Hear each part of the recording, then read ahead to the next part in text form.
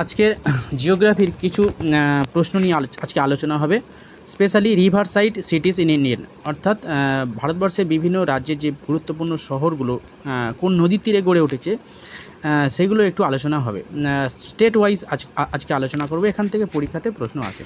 চলো, প্রথমত অন্ধ্রপ্রদেশে যে গুরুত্বপূর্ণ শহরগুলো রয়েছে, প্রথমত অমরাবতী। অন্ধ্রপ্রদেশের বর্তমান রাজধানী অমরাবতী। কোন নদীর তীরে গড়ে উঠেছে? কৃষ্ণা নদী। নেক্সট রাজমুন্দ্রি হচ্ছে কোন নদী তীরে গড়ে উঠেছে? গোদাবরী। এই রাজমুন্দ্রি কিসের জন্য বিখ্যাত?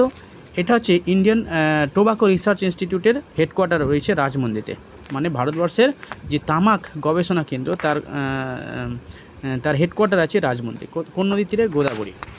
নেক্সট বিজয়ওয়াড়া অন্ধ্রপ্রদেশে বিজয়ওয়াড়া কৃষ্ণা নদীর তীরে। বিজয়ওয়াড়া কোন নদী তীরে গড়ে উঠেছে? তীরবর্তী শহর কৃষ্ণা নদী। নেক্সট নেল্লোর, অন্ধ্রপ্রদেশের নেল্লোর পেন্নার নদীর তীরে গড়ে উঠেছে নেল্লোর। নেক্সট কুর্নুল শহর তুঙ্গভদ্রা। কুর্নুল কোন নদীর তীরে গড়ে উঠেছে? তুঙ্গভদ্রা। নেক্সট দেখো, অসমের একটা শহর রয়েছে, সেটা হচ্ছে ডিব্রুগড়। সেটা কোন নদীর তীরে? ব্রহ্মপুত্র। অসমের সমস্ত বেশিরভাগ শহর হচ্ছে ব্রহ্মপুত্র নদীর তীরে গড়ে উঠেছে, ডিব্রুগড়। ঠিক আছে, চলো পরের প্রশ্ন দেখো। বিহার থেকে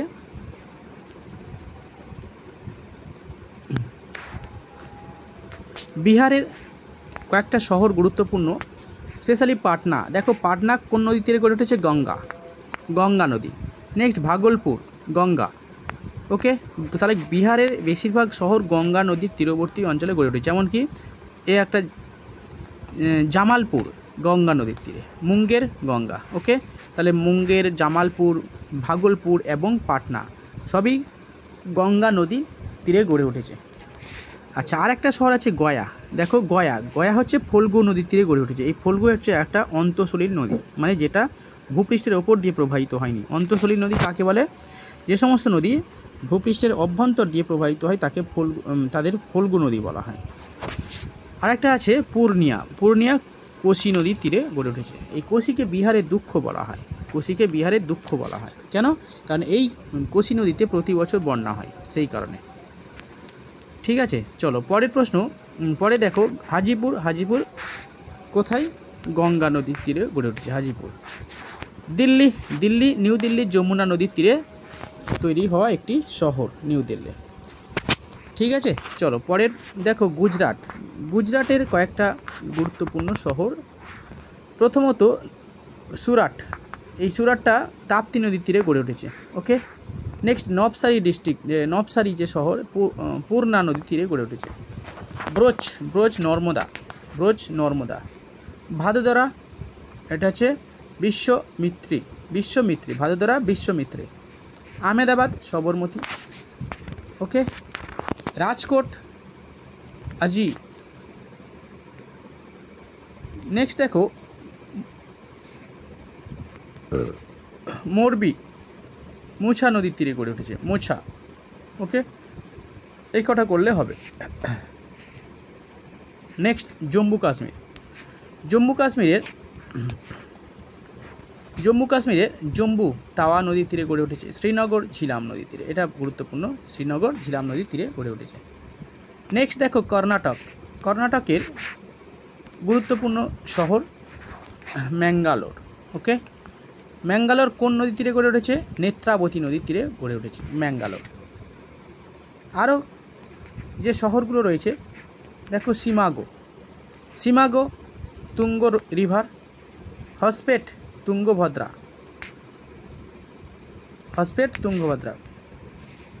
ব্যাঙ্গালোর হচ্ছে বিশ্বভারতী নদী তীরে গড়ে উঠেছে ব্যাঙ্গালোর। ওকে, নেক্সট দেখো, হসপেট হয়েছে, সিমাগো হয়েছে, এই কটা সিমাগো, হসপেট এবং ব্যাঙ্গালোর, এই তিনটে করলে হবে। নেক্সট মধ্যপ্রদেশের কি আছে?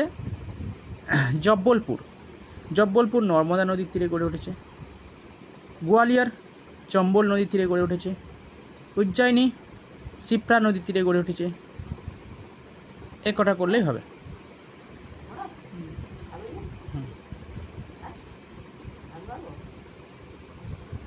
নেক্সট মহারাষ্ট্র। মহারাষ্ট্রের কয়েকটা গুরুত্বপূর্ণ শহর পুনে। পুনে মুলা নদীর তীরে গড়েছে, মুলা মুথা, ঠিক আছে, মুলা মুথা নদীর তীরে পুনে। নেক্সট হচ্ছে নাসিক। নাসিক গোদাবরী নদীর তীরে, নাসিক গোদাবরী নদীর তীরে গড়ে উঠেছে।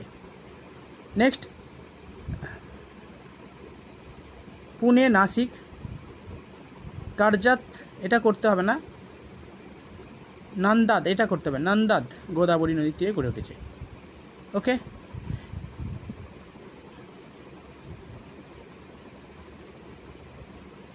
নেক্সট ওড়িশা। ওড়িশা দেখো সম্বলপুর মহানদীর তীরে গড়ে উঠেছে। রৌরকেল্লা ব্রাহ্মণী নদীর তীরে। কটক মহানদীর তীরে গড়ে উঠেছে, কটক মহানদীর তীরে। ওকে, আচ্ছা নেক্সট পাঞ্জাব। পাঞ্জাবের দেখো ফিরোজপুর, ফিরোজপুর সুতলেজ নদীর তীরে গড়ে উঠেছে। রাজস্থানের কোটা চম্বল নদীর তীরে গড়ে উঠেছে। সিকিম, সিকিমে রংপুর, সিকিমে রংপুর তিস্তা নদীর তীরে গড়ে উঠেছে। তামিলনাড়ুর মাদুরাই ভাইগাই নদীর তীরে গড়ে উঠেছে, তামিলনাড়ুর মাদুরাই ভাইগাই নদীর তীরে গড়ে উঠেছে। ওকে, তো এই হচ্ছে কয়েকটা গুরুত্বপূর্ণ শহরে কোন নদীর তীরে গড়ে উঠেছে আজকে এই ভিডিওটার মাধ্যমে আলোচনা করা হলো। ঠিক আছে, পরের দিন এমসিকিউ নিয়ে আলোচনা হবে। হ্যাঁ, এমসিকিউ মানে অর্থাৎ নদীর তীরবর্তী যে শহরগুলো গড়ে উঠেছে এমসিকিউ নিয়ে আলোচনা হবে। ঠিক আছে, ঠিক আছে, চলো আজকে ভিডিওটা এই পর্যন্ত। যদি চ্যানেলে নতুন থাকো অবশ্যই চ্যানেলটা সাবস্ক্রাইব করে রাখবে, যাতে এই ভিডিওগুলো পরবর্তীকালে সব পেয়ে যেতে পারো। ওকে, বাই, ভালো থাকবে।